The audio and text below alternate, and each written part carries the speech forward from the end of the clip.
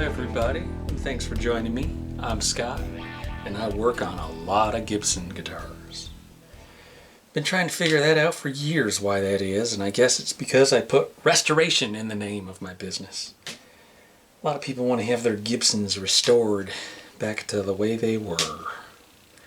This one's going to get restored back to an ebony finish on the top. At some point, the previous owner changed the pickups and had the top redone or stripped and finished with this more of a clear coat, a little bit ambered maybe. I see a little spot here where the top coat is chipped away, and it kind of doesn't feel like lacquer, but we'll get to the bottom of what this is before I start spraying anything on the top. The first thing I'll have to do is remove all the electronics, and then I'll have to prep the surface, try to identify what this is, and prep it with sandpaper, Scotch-Brite pads, and then I'll be masking off the sides and the fretboard and spraying it black. After I spray it black, well, before I spray it black, I'll tape off the binding. I've got a really nice tape that works good for that. It's kind of like a pinstriping tape, but it's actually the tape that they wrap around the humbuckers to protect the wires. It's pickup tape. I'll put that tape on the binding, spray it black, peel that off and clean up the edges, and then we'll do clear coats and the final buffing and polishing and all that good stuff, and we'll make it look real nice. So it's a 2004 Les Paul Custom. That's the one with the binding and the block inlays and the cool headstock. I used to own one of these myself. I owned a 75. This one's a 2004. It's 11 something pounds. I think my 75 was more like 12 pounds. Oh my god, that's a really heavy guitar. I'll also be touching up a little lacquer around the nut area and reshaping the nut a little bit. It's kind of funny what they did. They left it overhanging a little bit, and then we'll get to hear it. So let's take off all this stuff. What do you think this stuff is, guys? Do you think it's nitro lacquer? Looks kind of weird to me. I'm taking lacquer thinner on a Q-tip. It's a wet Q-tip. Oh man. Hold on. I'll rub it on here for a little bit to see if it gums up. Yeah, it does. Yeah, it's dissolving. Okay. Well, it is lacquer. And I'm going to have to get this area kind of smooth, so we'll just kind of rub off a little lacquer, and that'll minimize what kind of aggressive sanding I'll have to do after this hardens back up. I don't want to just start painting it with this big chip here. I gotta smooth this out. So we do have a lacquer finish on this, and that's really the only major defect that I see. I think everything else will take care of itself. I'm zooming in real close so you can see that there are a lot of chips all down the side of the binding, and this is on the base side. The lower bout going up and around to the waist right here, what we were looking at earlier, that spot. And so I'm gonna try to touch this up a little bit, and I've got it held in the Howard's Total Vise, which is the new vise that I saw Doug Proper using on Instagram. Of course, Ian Davlin has it, Evan Gluck, and Dan Earlywine. These guys all endorse this vise, and so I'm kind of one of those guys now that finds it very beneficial for holding the guitar in this weird shape here. This is 320 grit sandpaper on a little block. I'm just taking the sharp little corners off all these little dings here. And back to the vise. I was actually on the phone with Mr. Howard right after I received my Total Vise in he asked me, he goes, yeah, we just sold another one to a shop in your area. He goes, have you ever heard of Gibson Repair and Restoration? And I was like, I had to kind of fill him in on the whole story of Gibson guitars. He's not a guitar guy. But I said, yeah, that's the company that makes most of the instruments I work on. The electric guitars are made here in Nashville, Tennessee, and the acoustic guitars are made in Bozeman, Montana, which is the state where he builds his Vices. He's in a different town in Montana, and I can't remember the name of it right now, but it's the other big town, one of the other bigger towns there, Billings probably or something, I don't know. Okay, so notice how that binding is, it's a white binding with a kind of amber coat of lacquer over top of it. In this cup I have little trace amounts of amber and brown, and I'm reconstituting it with the lacquer thinner.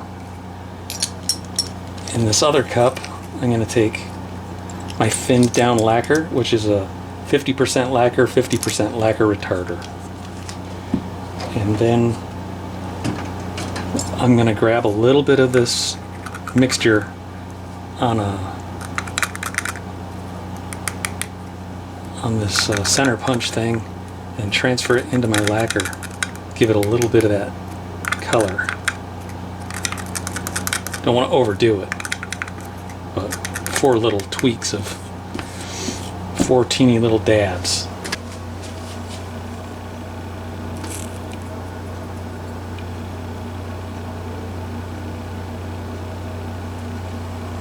Looks like I need a little more color.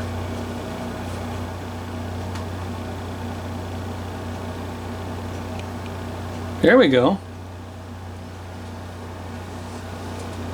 So there's the total vise right there. It's on a pedestal mounted to the bench. And then there's the String Tech workstation. I spent about $700-800 on both these little things because they just make my life so much easier, and holding the guitar in a safe position where I don't have to bend my neck in awkward positions.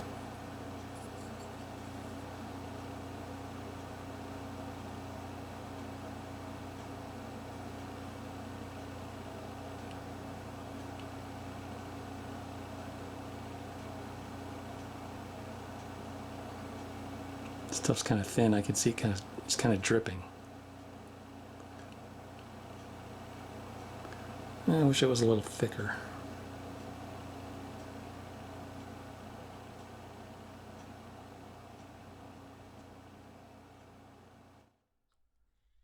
Next, we'll take off the hardware. This custom shop Les Paul came with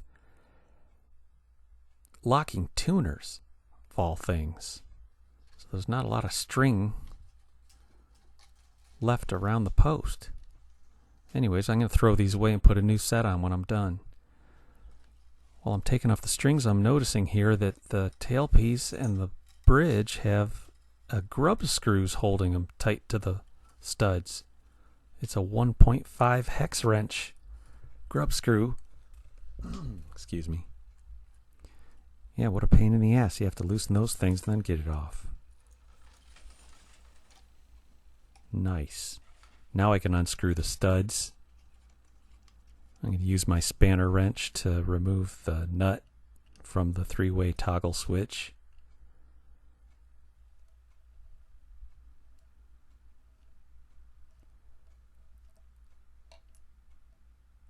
Then I'll pull the nut.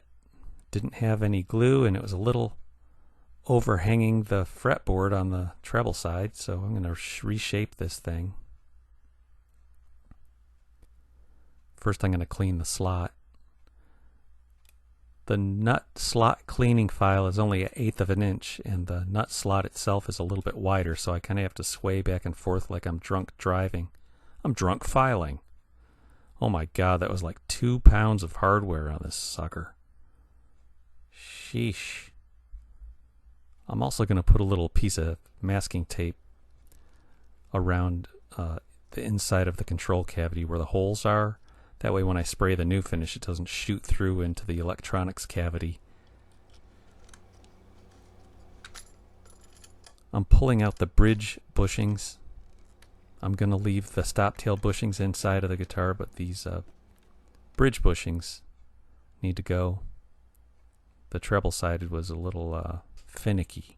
Had to warm it up a little bit with a soldering iron. The bushing puller comes with this little bolt, and I have to sometimes mix and match washers so that claw can get underneath the washers and pull it straight up.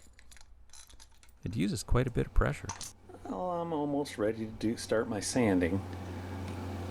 I went ahead and desoldered the pickups. That was just the two leads from each pickup, and left the pots, the switch, and the jack inside the guitar cavities.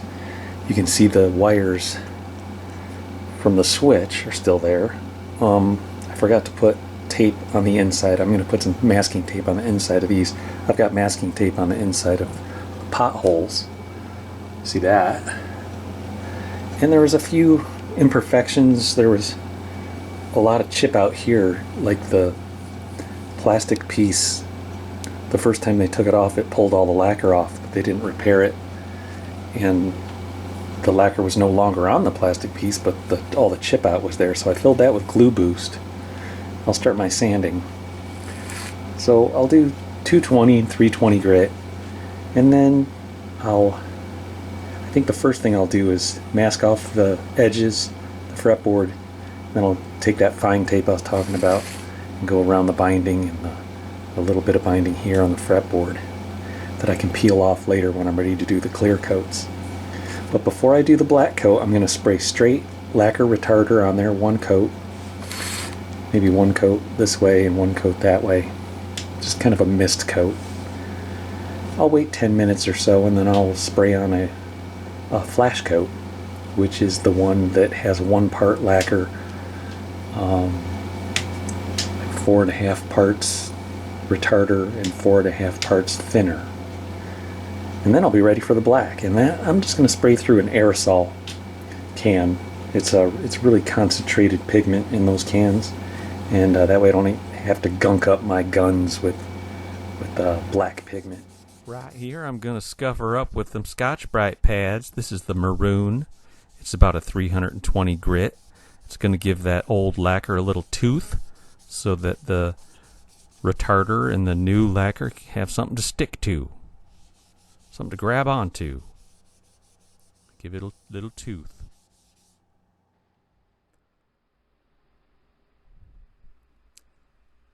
Here I'm spraying on the flash coat, kind of prepping the existing lacquer to adhere to the new stuff. And the new stuff is going to be sprayed from an aerosol can.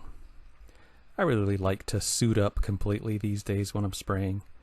It's worth every second, and it only takes about 15-20 seconds to put all this stuff on. That way none of the toxins get onto my skin or in my lungs. And that is like a 20-inch Lasco 3-speed fan in the window. Some people are asking me, is it flame proof or spark proof? It's not gonna blow up? It has never blown up on me. I've never had that much lacquer in a room enclosed that would cause a spark or an explosion. You just have to have your intake window somewhere in the room with a fresh source of air coming in. That way you can create like a negative space where it can really nicely suck out through that window fan.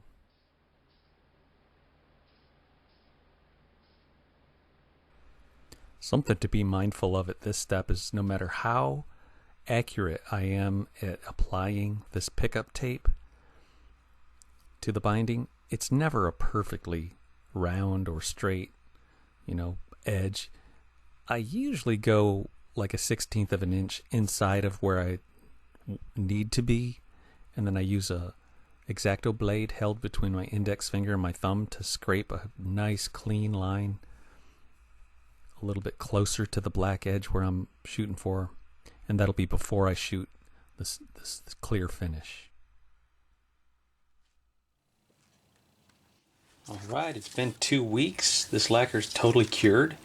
This guitar's been hanging right here in the room with me for the whole time, and I have not caught a whiff of this stuff.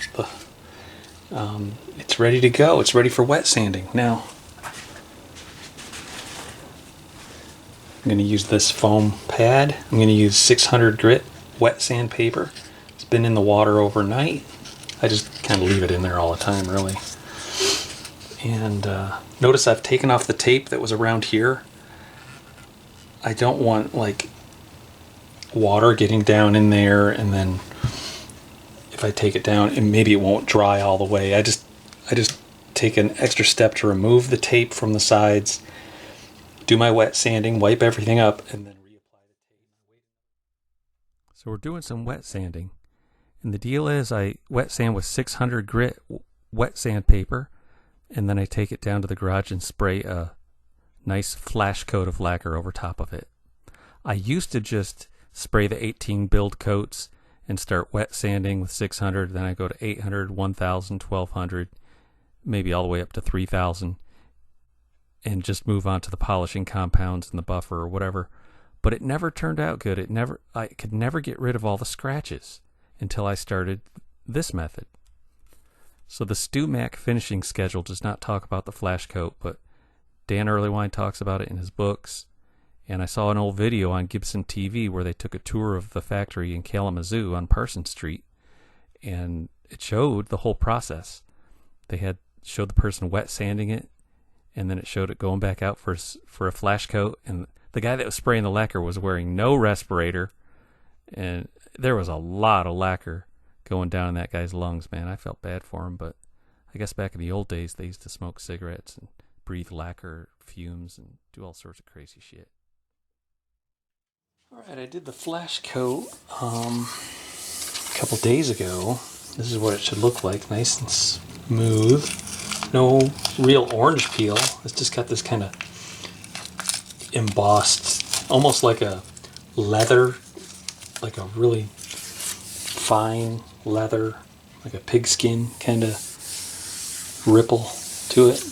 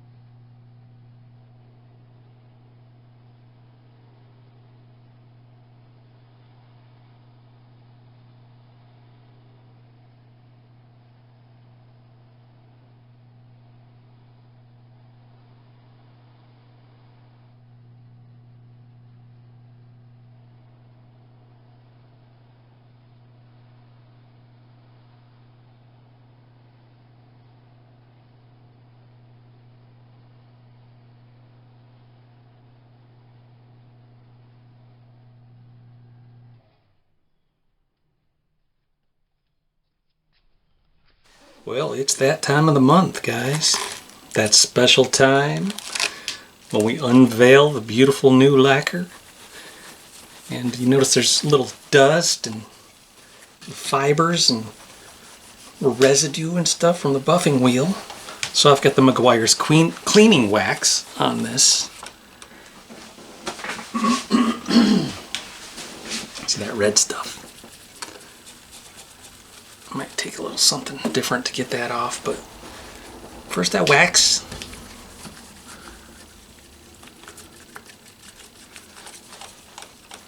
I need a little brush to get that stuff out. I'm gonna wax it up like a bowling ball.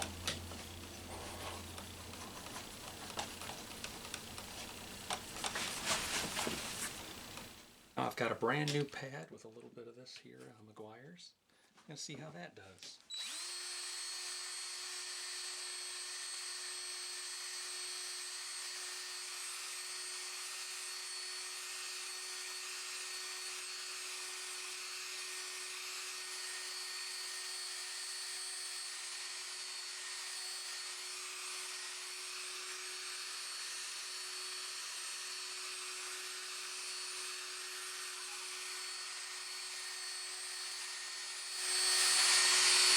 Viva paper towel.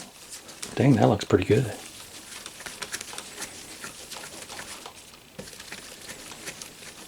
Looks pretty good and it didn't take too long.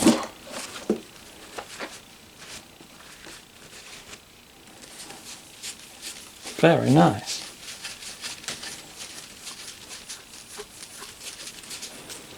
A little more wax on, wax off.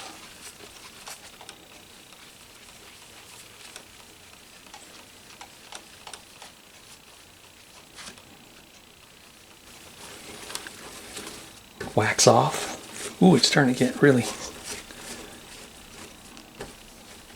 slick feeling.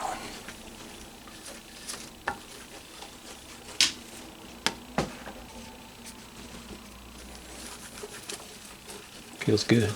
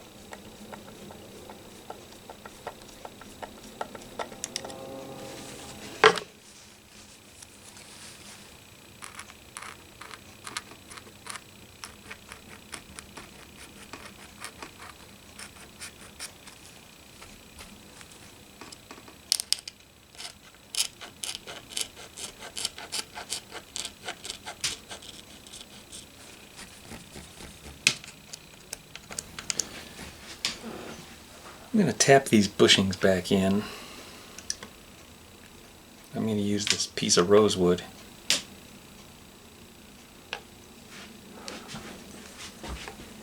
And a dead blow hammer.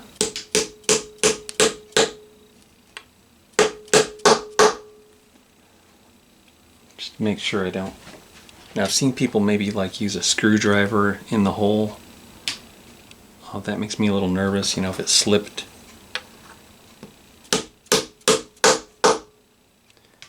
But this seems to work real good. It's a dead blow hammer and the piece of rosewood bridge blank that I cut into a strip. All right, let's do it.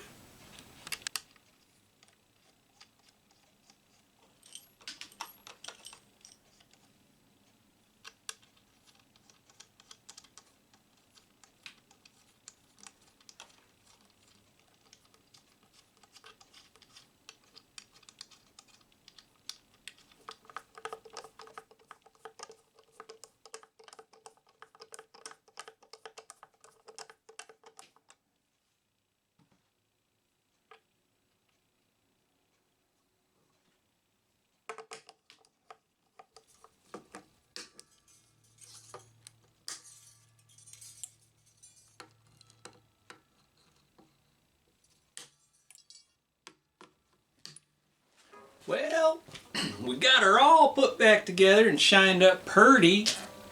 Doesn't she look good?